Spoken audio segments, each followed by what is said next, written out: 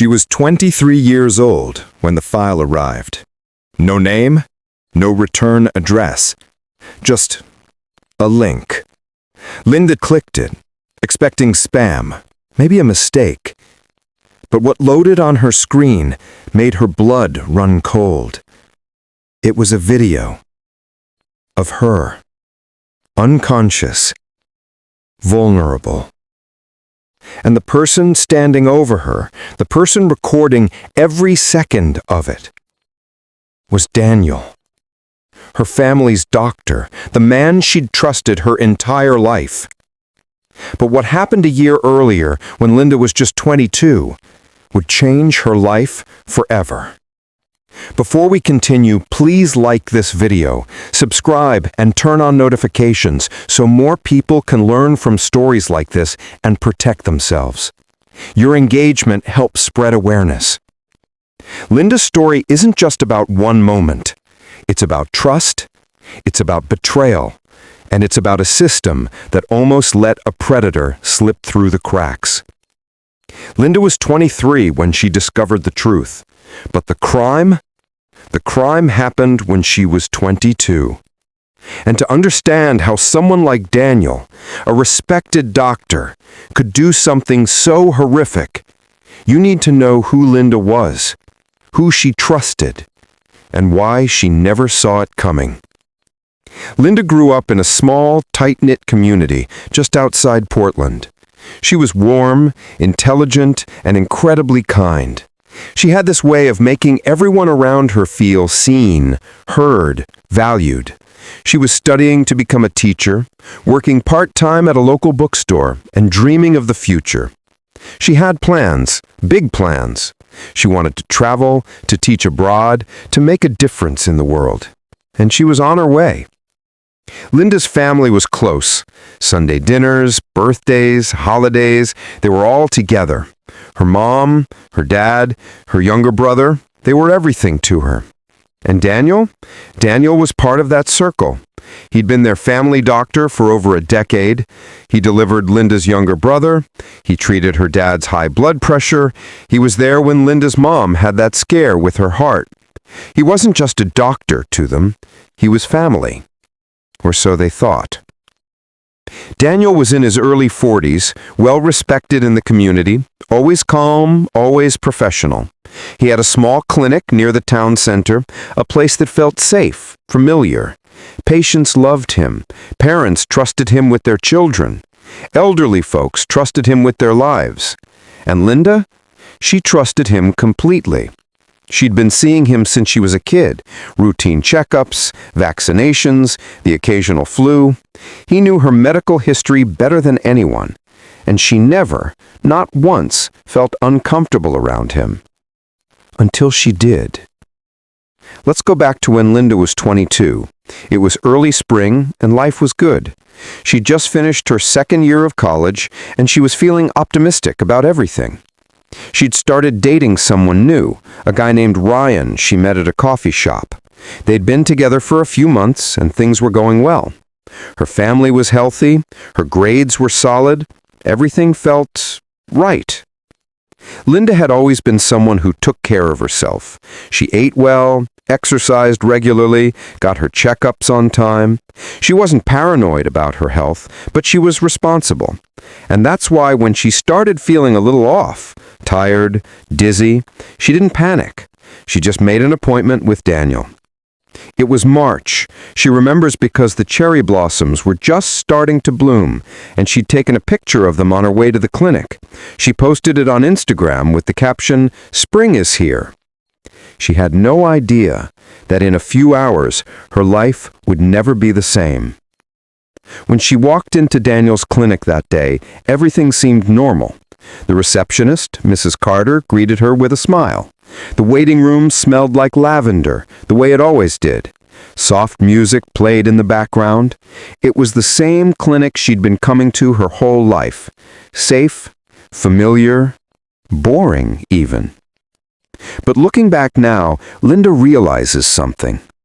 There were signs. Small things. Things she ignored because, well, who questions their family doctor? Who questions someone they've known since they were a kid? It started a few months before that March appointment. Subtle things. Things Linda didn't even notice at first. Daniel had always been friendly, but somewhere around the time Linda turned 22, he started being overly friendly. He'd ask about her personal life more than usual. How's school? Are you seeing anyone? You're at that age now, you know, where you really have to take care of yourself. At first, Linda thought he was just being a concerned doctor, but then the comments got weirder. During one appointment, he made a remark about how she'd really grown up. He said it with a smile, but something about the way he said it made her skin crawl. She brushed it off. Another time, he insisted on doing a physical exam, even though she'd just come in for a prescription refill. Just to be safe, he said. You can never be too careful. Linda agreed because, again, he was her doctor. But the exam took longer than it should have. He lingered. His hands were cold, clinical, but the way he looked at her, she couldn't quite explain it. It wasn't normal. But she told herself she was overreacting. And then there was the appointment in February, a month before everything happened. Linda had come in for a routine checkup, and Daniel suggested she get some blood work done. Normal enough. But when she came back for the results, he told her she had a slight iron deficiency. Nothing serious, but I'd like to keep an eye on it. Come back next month and we'll run some more tests. Linda agreed. She didn't think twice about it. Why would she? He was her doctor. He'd never given her a reason not to trust him. But now, looking back, she wonders if that was the setup, if he was planning it even then. Before we go deeper into Linda's story, I want to speak to you sincerely for a moment. Stories like these take a lot, and I mean a lot of resources to research and verify and bring to life in a safe and educational way.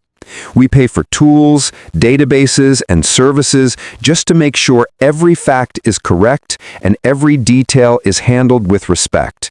And sometimes you may notice we don't upload for a whole week, not because there aren't abuse cases to cover, but because we're trying to manage our limited resources, and that slows us down.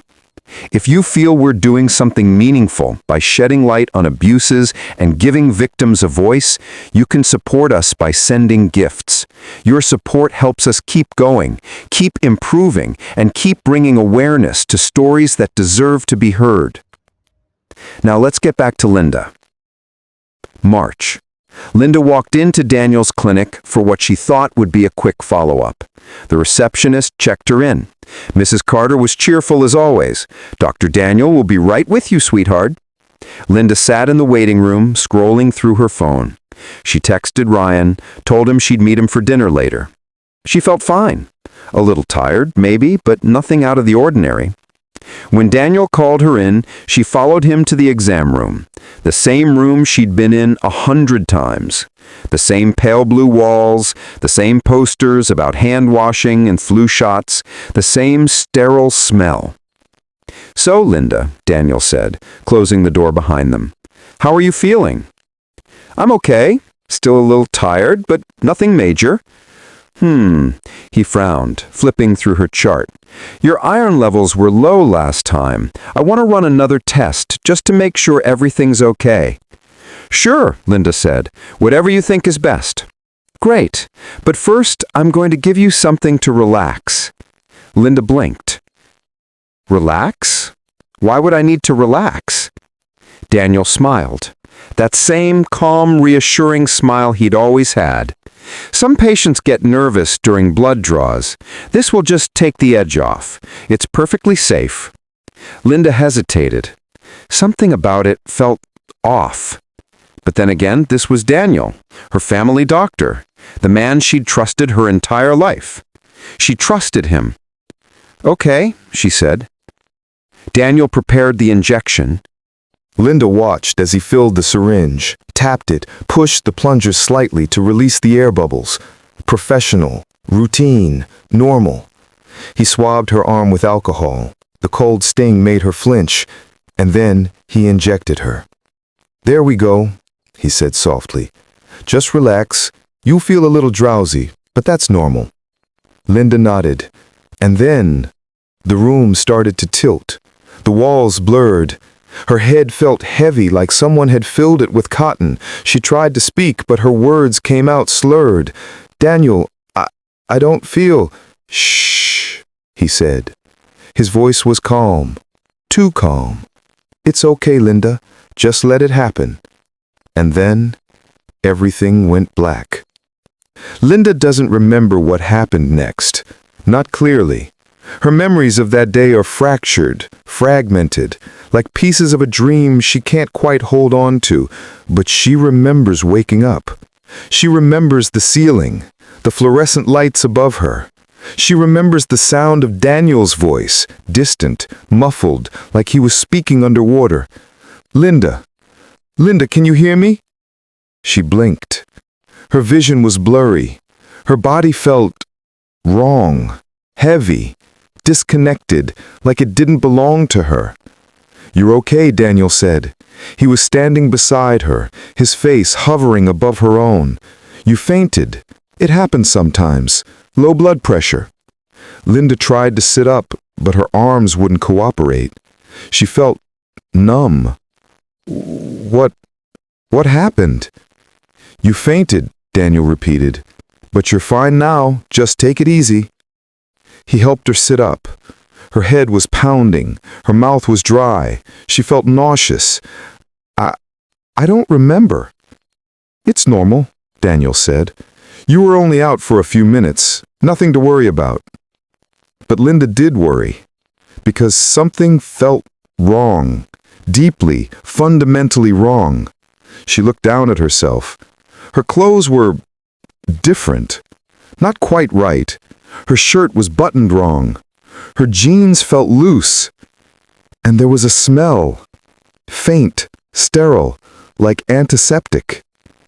"Daniel," she started, but he cut her off. "Why don't you sit here for a few more minutes, let yourself wake up fully. I'll get you some water." He left the room. Linda sat there alone, trying to piece together what had happened. But her mind was foggy. She couldn't think straight. She couldn't remember. When Daniel came back, he handed her a paper cup filled with water. She drank it. The coolness helped, but the unease didn't go away. "I think I should go home," she said. "Of course," Daniel said. "But if you feel dizzy or nauseous later, just give me a call, okay?" Linda nodded. She stood, her legs shaky beneath her. She grabbed her bag and left the clinic. Mrs. Carter smiled at her on the way out. "Take care, sweetheart." Linda didn't respond. She just walked out of the clinic, into the bright afternoon sunlight, and got into her car. She sat there for a long time, staring at the steering wheel, trying to understand what had just happened. But she couldn't. So, she drove home, and she tried to forget. 1 year. 365 days. Linda tried to move on. She graduated college. She started her first teaching job at an elementary school, and she and Ryan were still together, talking about moving in together. Life was okay. But that day at Daniel's clinic never really left her. It lingered in the back of her mind, a shadow she couldn't shake. She never went back to see him. She found a new doctor, told her family she just wanted someone closer to her apartment. They didn't question it. And she never told anyone what had happened, because what would she say? I fainted and I woke up feeling weird? It sounded ridiculous. So she buried it. Until the file arrived. It was a Tuesday. Linda was at home grading papers when her phone buzzed. An email.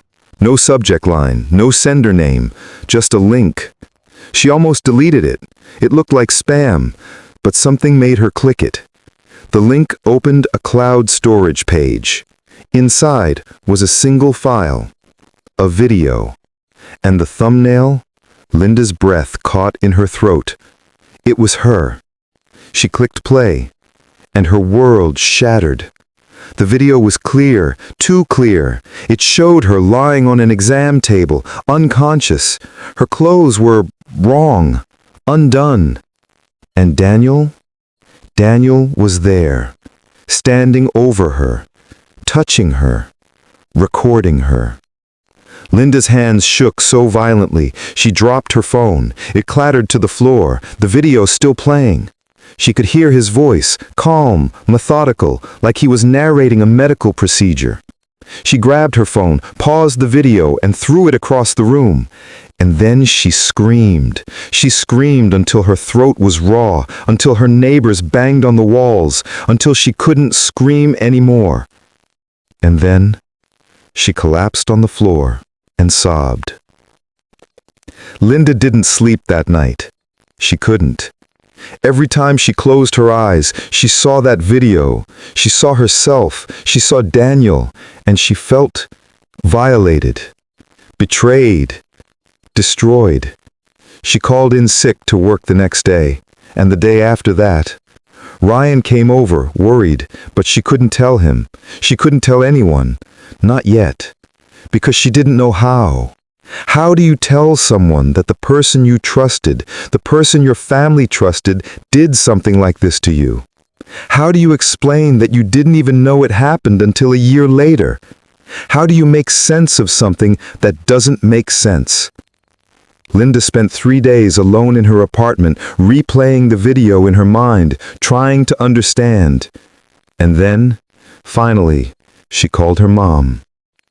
"Mom," she said, her voice shaking, "I need to tell you something." Her mom heard the fear in her voice. "Linda, what's wrong? Are you okay?" "No, I'm not okay, and I need you to come over, please." Her mom arrived within an hour. Linda showed her the video, and her mom broke. She cried, she raged, she held Linda and told her it wasn't her fault, that they would fix this, that they would make sure Daniel paid for what he did. And then they called the police. The detective assigned to Linda's case was a woman named Officer Martinez. She was in her 40s, sharp, no nonsense, but kind. She listened to Linda's story without interruption, her expression unreadable. When Linda finished, Officer Martinez leaned back in her chair and sighed. "I believe you," she said. Those 3 words, they meant everything. "But I need you to know," Officer Martinez continued, "this is going to be hard. Cases like this, they're complicated. We'll need to verify the video, trace where it came from, build a case. It's going to take time." Linda nodded. "I don't care how long it takes. I need him to pay for this." "He will," Officer Martinez said. "I promise you, he will." The investigation moved quickly. Within days, the police obtained a warrant to search Daniel's clinic and his home. What they found? It was worse than anyone could have imagined. Daniel had been recording his crimes. Not just Linda. There were other women, at least 6 others that they could identify. Some were patients. Some were women he'd met outside the clinic. All of them had been drugged. All of them had been assaulted while unconscious. And all of them had been recorded. The police also found the drugs, vials of sedatives, anesthetics, substances that shouldn't have been anywhere near a small-town clinic. Daniel had been stockpiling them for years. The news broke 3 weeks after Linda went to the police. Local doctor arrested on multiple counts of sexual assault. The community was in shock. Daniel? Their Daniel? The man who treated their children, their parents, their grandparents? It couldn't be true. But it was. And once the story went public, more women came forward. Women who'd felt uncomfortable during exams but never said anything. Women who'd woken up feeling strange after appointments. Women who'd buried their suspicions because they didn't want to believe someone they trusted could do something so horrible.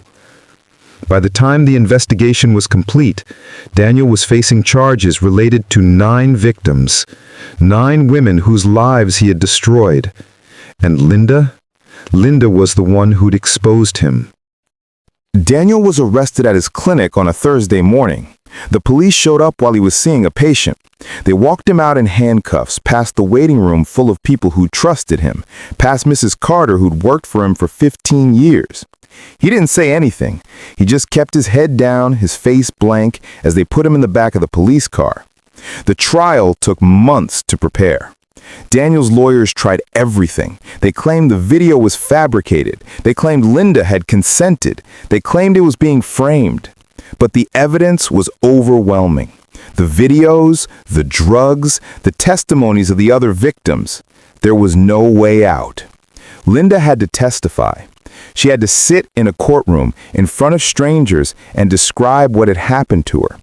She had to watch that video again on a screen while a room full of people watched with her.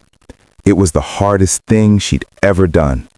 But she did it because she needed Daniel to know that she wasn't going to let him get away with this. During his testimony, Daniel tried to play the victim. He claimed he was depressed, that he'd made mistakes, that he was sorry. But when the prosecutor asked him if he drugged Linda without her consent, if he'd assaulted her while she was unconscious, if he'd recorded it, he couldn't answer. The jury deliberated for less than 2 hours. Guilty on all counts. The courtroom erupted. Linda's family cried. The other victims hugged each other. And Linda? She just sat there, numb, as the judge read the sentence. 24 years in prison. No possibility of parole. His medical license revoked. His name added to the sex offender registry for life. It was over.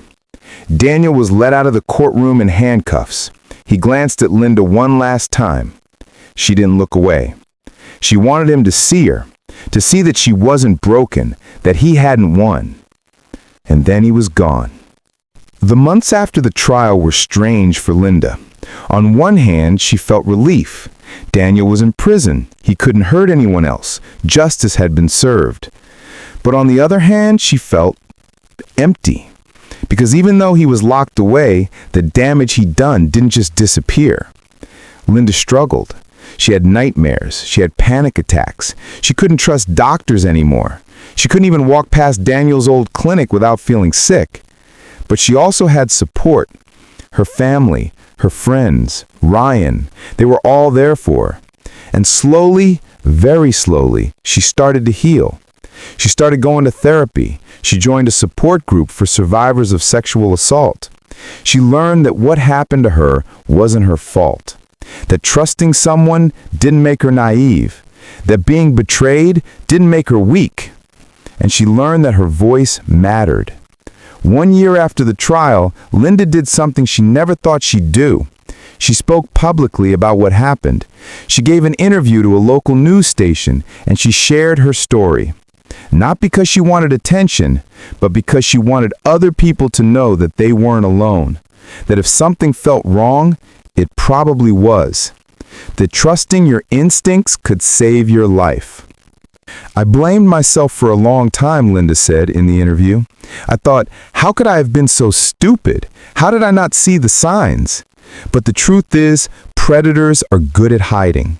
They're good at making you feel safe so you don't question them. And Daniel, he was a master at that. But here's what I want people to understand. If something feels wrong, even if you can't explain why, trust that feeling. Speak up. Tell someone, because your instincts are there to protect you. And if I'd trusted mine sooner, maybe I could have stopped him before he hurt so many other women. Linda's interview went viral. Thousands of people reached out to her, thanking her for her bravery, sharing their own stories. And Linda realized that even though Daniel had tried to destroy her, he'd failed. Because she was still here, still standing, still fighting. Today, Linda's 25. She's still teaching, she's still with Ryan, and she's still healing. She says the nightmares don't come as often anymore, that she's learning to trust again, that she's learning to forgive herself.